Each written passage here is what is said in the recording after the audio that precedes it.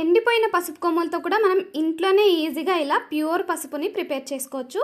దీనికోసం నేను పసుపు కొమ్ముల్ని తీసుకుని ఒక 6 to 7 అవర్స్ నానబెట్టుకున్నాను.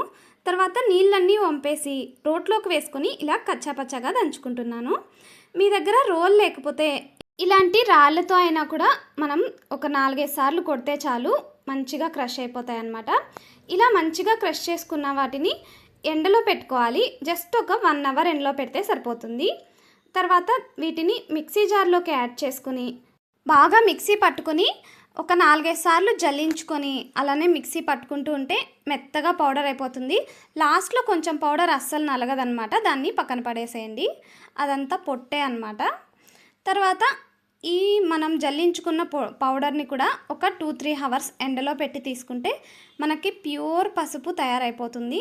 దీన్ని మనం ఫేస్కి రాసుకున్నా లేదంటే కర్రీస్లో యూస్ చేసినా కూడా కలర్ చాలా బాగా వస్తుంది, ప్యూర్ పసుపు కాబట్టి చిన్నపిల్లలకి కూడా హ్యాపీగా యూస్ చేయొచ్చు.